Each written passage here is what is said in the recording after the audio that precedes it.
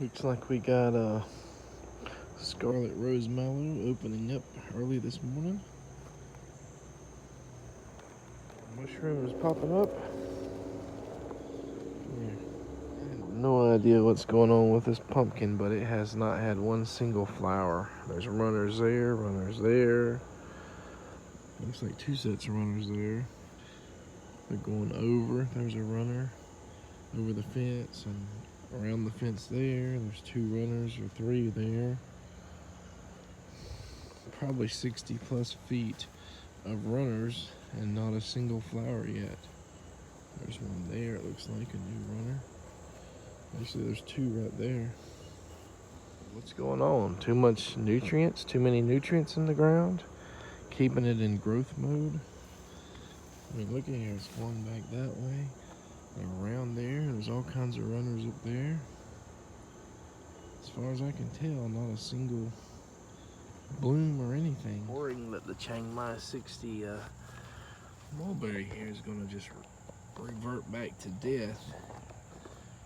Yeah, especially when we get really like 95-degree heat and like no rain for a day or two. That's basically what happened last time, as it started rooting and the buds were pushing out, the leaves had like 2, 3, 4 days of weather reports saying it was going to rain. And when it says that, sometimes we don't water them. So probably 2 to 3 days of just 92 degrees, ground not wet. Just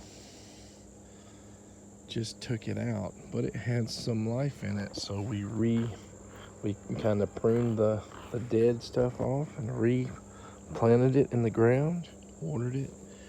And now July, it's raining more than June, so hopefully it'll keep up enough and we'll survive. The mosquitoes here have made it almost impossible to stop and do any gardening work, even if you're just watering something. Now, if I know something is fixing to die and I see it dried up, I'll go and water it, but some places just don't have good access to a water hose, and I have to take buckets. One thing I do need to soon do is to take, a look at any potential grafting areas, rootstock of pawpaws for next year, early spring or whatever. This graft probably isn't going to come back. I mean, it's still green, but all the other grafts have already sprouted. There's not like a flush of growth down there besides that little leaf, so most likely it's not going to come back, but if it does, that's fine. But we have other areas like this guy here that's easily graftable.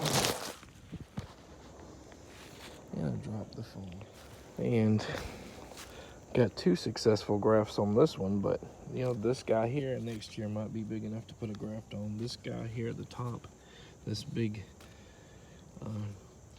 I guess part of the main trunk, he could be chopped off and grafted there. So there's potentially 2 grafts right there, and that could be, potentially 4 genetically different plants on one, plus the root stock, so 5 genetically different plants. Just based on looking around at what the grafts that didn't take and the limbs that will potentially be ready for grafting, we're looking at probably between 8 and 15 potential grafts.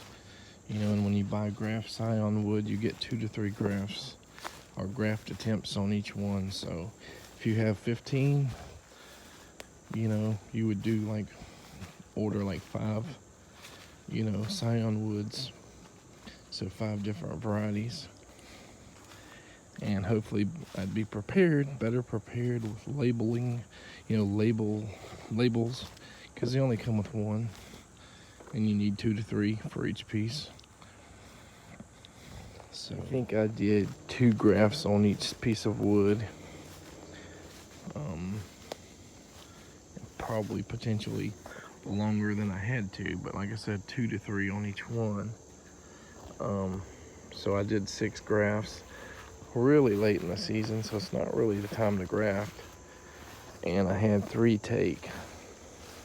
Is that right? 3 or 4 take. I was saying I was doing extra long scion woods. I mean, that would have been enough to do 2 probably right there.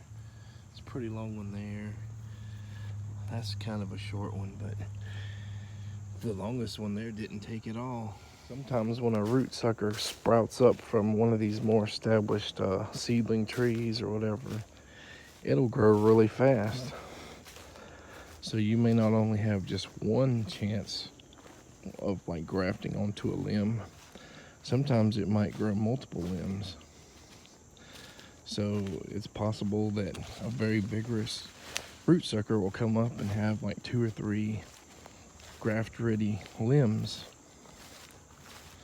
So there's really no way to estimate, with 100% accuracy, how much rootstock you're gonna have. Yeah, 8 to 15 is my estimate. And if we somehow get a huge growth spurt and some new root suckers that are very vigorously growing, then we might have more. So the more the merrier, because as I said in a couple of previous videos, this is probably going to be my last hurrah with the grafted pawpaws, and we got to put efforts into other parts of the gardening. But yeah, at 15 grafting spots, that gives us at minimum the potential for 5 more cultivars, grafted cultivars. So hopefully we'll do more, because there's quite a few that sound good, at least on paper. I'd love to get some of the like KSU ones. I don't know if, because they're trademarked, if I can even get scion wood from a reputable nursery, but some of the KSU ones are the ones that sound really good on paper.